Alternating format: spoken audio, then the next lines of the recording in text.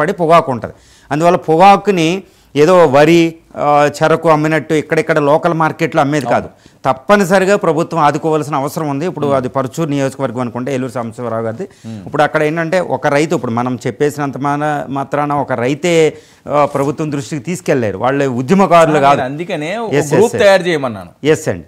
ఇప్పుడు ఏంటంటే ఇది ప్రభుత్వం కూడా పొగాకు సంబంధించి గుంటూరులో సెంట్రల్ టొబాకో కార్పొరేషన్ ఉంటుందండి, అక్కడ కూడా నుంచి వాళ్ళు ఇప్పుడు ఏలూరు దగ్గర, ఈ ఈస్ట్ గోదావరి దగ్గర ఇక్కడ కూడా ఈ ప్రధానమైన సమస్య యొక్క స్టేట్లో కనపడుతుంది. ఈ పొగాకు అనేది ఒక క్రిటికల్ అనమాట, వ్యవసాయంలో ఒక క్రిటికల్, ఎందుకంటే ఎగుమతి మీద ఆధారపడి ఉంటుంది, చేపల ఉత్పత్తి, రొయ్యల్లాగా. కాబట్టి అంతర్జాతీయ మార్కెట్ ఇప్పుడు ప్రాబ్లంలో ఉంది. కాబట్టి ఈ పొగాకు ఎగుమతిని కంపల్సరీ ప్రభుత్వమే గిట్టుబాటు ధరను పెట్టి, రాష్ట్ర ప్రభుత్వం ఇబ్బందులు పడైనా ఇప్పుడు రైతులను ఆదుకునే తీసుకోవాల్సిన అవసరం ఉంటుంది. ఓకే, గుంటూరు వెళ్దామండి. గుంటూరు నుంచి శ్రీనివాస్ రెడ్డి గారు మరొక కాల్ ఉన్నాడు. శ్రీనివాస్ రెడ్డి గారు నమస్తే సార్. నేను గుంటూరు నుంచి సార్. ఎక్కడండి? ఏడాది పాలనలో అవినీతి మామూలుగా లేదు సార్.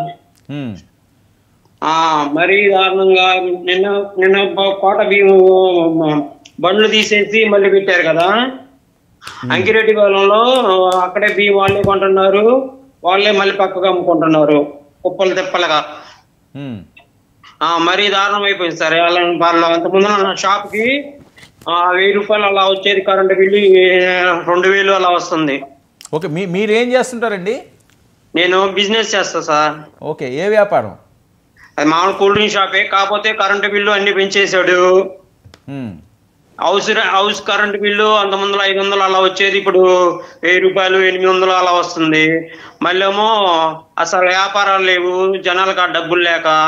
ఈ మిర్చి ఏమో కాయలేమో 11,000 12,000 అమ్ముతున్నారు, కారం ఏమో 200 కింటా, అదే కేజీ 200 అలా అమ్ముతున్నారు. రైతులకి ఏం లేదు. వడ్లు మా బాబాయ్ వాళ్ళు అందరూ వడ్లు అన్ని చేస్తారు, వాళ్ళకు కూడా అంతే ఉంది. మిరగాయలు అసలు ఏం లేదు. ఈ కూటమి పాలన మరీ వరస్ట్ గా తయారైంది. అంత ముందుల నాన్నకి రైతు భరోసా పడేవి, అమ్మకి చేయూతని వచ్చేవి, ఏం లేవు. ఈ కొద్దిగైనా చేయూతని వచ్చేవి సార్. వీళ్ళు ఏమి ఇవ్వకుండానే అప్పులు కుప్పలు చేశారు. అంత ముందుల జగన్ అన్న ఉన్నప్పుడు 190 రూపాయల ఆయిల్ ప్యాకెట్ ఉండేది, ఇప్పుడు 140 130 రూపాయలు అవుతుంది. మరి జగన్ అన్న ఉన్నప్పుడు బాగుంది, మరి దారుణంగా ఉంది సార్. ఇష్టమా జగన్మోహన్ రెడ్డి గారు అంటే? మీకు ఇష్టమైంది సార్. మనకి ఎలా అంటే అలా చేశాడు సార్. అవునా? కాకపోతే ఏంటంటే ఈ చంద్రబాబు కూటమి వాళ్ళు అతికి మించిన ఆశ. వీళ్ళు రూపాయి ఇస్తానంటే జగన్ అన్న అప్పులు కుప్పలు అవుద్ది అని చెప్పాడు. వాడేమో 2 రూపాయలు ఇచ్చి మరి 2 రూపాయలు ఇస్తానని చెప్పి ఆశ చూపించి జనాలకి అన్యాయం చేశాడు సార్. ఓకే ఓకే ఓకే, అర్థమైంది. ఓకే శ్రీనివాస్ రెడ్డి గారు, ఓకే, థ్యాంక్ యూ. ఇప్పుడు అంకిరెడ్డి పాలనలో ఇది జగన్ అన్న అన్నారంటే వైఎస్ఆర్సీపీ అదే శ్రీనివాస్ రెడ్డి గారు ఉంటారు. సర్లేండి, ఓకే, పార్టీలకి ఏముందిలేండి, కానీ ఆయన బాధని అర్థం చేసుకోవాలి. ఏం లేదండి, ఇప్పుడు ఆయన మాట్లాడిన దాన్ని బట్టి చూస్తే ఏంటంటే రేట్లు, ద్రవ్యోల్బణం పెరుగుతుంది, రేట్లు పెరుగుతున్నాయి, మాకు ఇన్కమ్లు తక్కువగా ఉంది, పథకాలు డైరెక్ట్గా వచ్చలేదు అంటున్నారు. కానీ కూటమి ప్రభుత్వం ఏంటంటే సంపద సృష్టి మీద పెట్టింది. ఇప్పుడు దాకా కూటమి 1 year నుంచి ఏం చేస్తుందంటే ఒక రాజధాని లేదు, రాజధాని మీద దృష్టి పెట్టింది. ఆ రాజధాని ప్రజల రాజధానిగా చేయాలనుకుంటుంది. ఆ రాజధాని ఒక స్టేట్కి ఒక ముఖద్వారంగా చేయాలనుకుంటుంది. అది సంపద సృష్టికి రాజధాని నుంచి వచ్చే ఎకనామిక్ యాక్టివిటీ అనేది చాలా ప్రధానం అవుతుంది.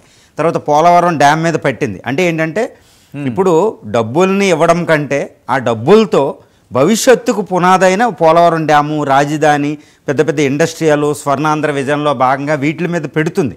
కాబట్టి ఏంటంటే డబ్బులు డైరెక్ట్గా ప్రజా సంక్షేమ పథకాలకి, ప్రజలకు ఉచితాలు కింద రూపంలో వెళ్ళడం లేదు. ఓకే, మరొక విషయం అండి, ఇందాక శ్రీనివాస్ రెడ్డి గారు మాట్లాడింది కూడా